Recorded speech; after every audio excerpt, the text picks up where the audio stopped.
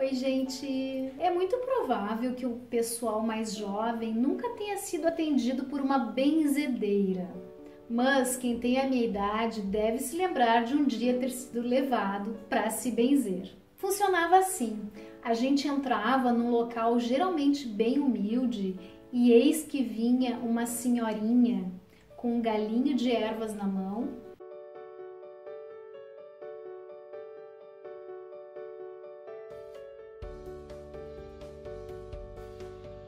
E ela sacudia aquelas ervas para lá e para cá, dava batidinhas no nosso corpo e citava uma penca de santos que a gente nem sabia quem eram e muito menos de onde eles vinham.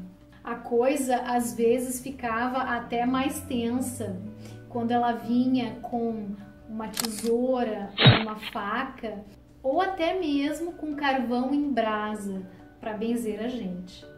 O mais interessante é que depois de todo este ritual, a gente se sentia bem, as crianças paravam de chorar, o cobreiro, que era muito comum naquela época, cedia, e também o que a gente chama de quebranto, mal-olhado ou olho gordo. Pois então, isto é o benzimento ou benzedura.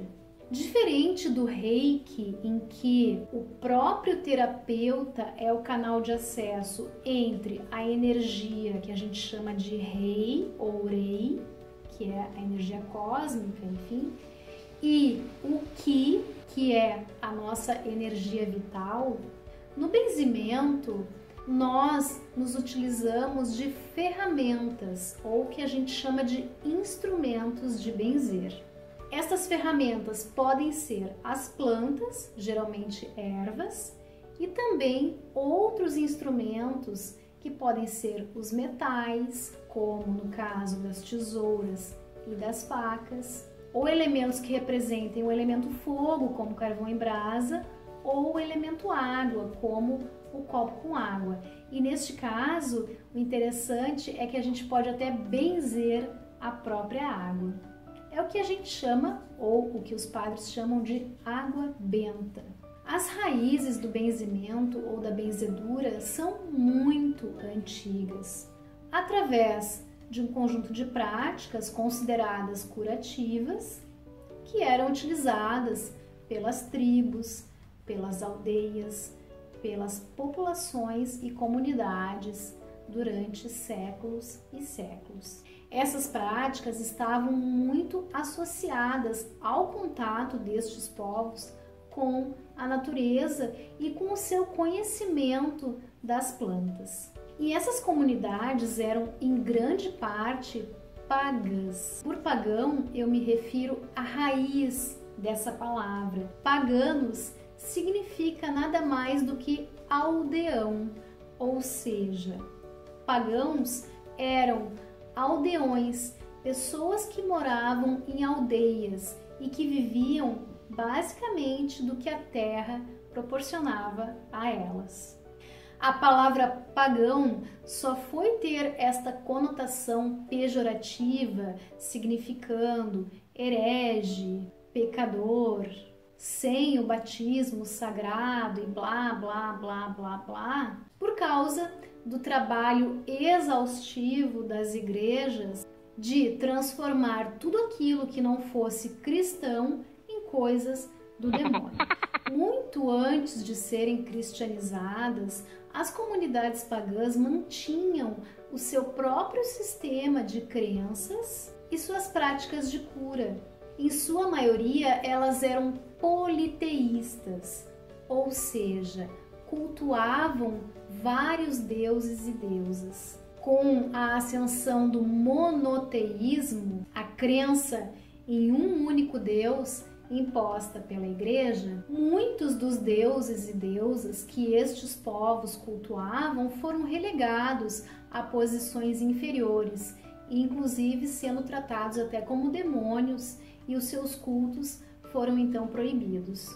Todas as pessoas que mantivessem suas práticas religiosas originais eram então perseguidas, torturadas e até assassinadas. Mas, como era muito difícil enterrar toda esta cultura e estes hábitos desses povos, os elementos cristãos foram mesclados a estas práticas curativas.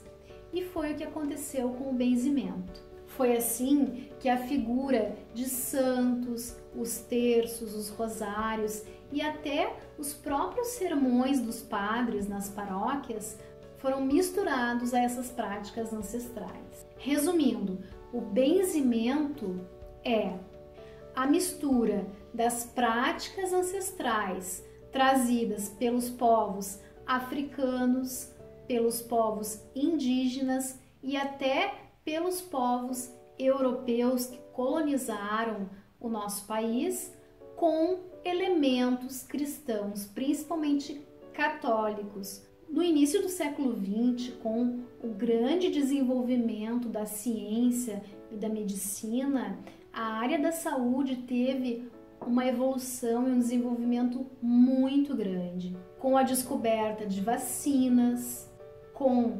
especializações médicas, e isso trouxe uma redução muito importante na mortalidade e fez também com que houvesse uma regulamentação cada vez maior do saber médico. E é inegável que a ciência, que a medicina e que a área da saúde evoluiu muito mais nos últimos séculos do que em toda a história da humanidade. Mas é necessário dizer também que esta evolução trouxe um outro extremo, o de que as medicinas naturais, as práticas ancestrais embasadas na natureza e na espiritualidade foram cada vez mais combatidas, renegadas e desacreditadas. Somando a isso o fato de que o benzimento sempre foi cercado por tabus, mitos, dogmas e regras próprias, como o de que para benzer era preciso ter um dom especial, ou de que o benzimento só poderia ser passado hereditariamente, com o tempo e a tradição oral passada de geração em geração, essas regrinhas acabaram virando tradição, fazendo com que o benzimento passasse a ser uma prática cada vez mais rara e quase vindo a desaparecer.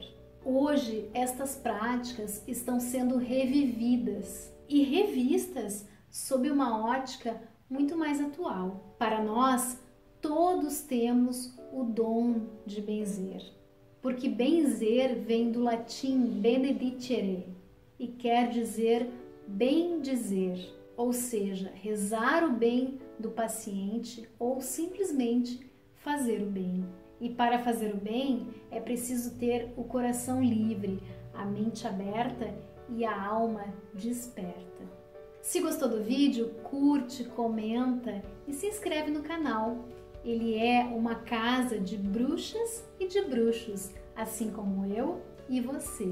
E se quer aprender a benzer, eu vou colocar na descrição deste vídeo o link para o meu novo livro Benza Você Mesmo. Lá você encontrará tudo sobre benzimento e o passo a passo de todas essas ferramentas maravilhosas.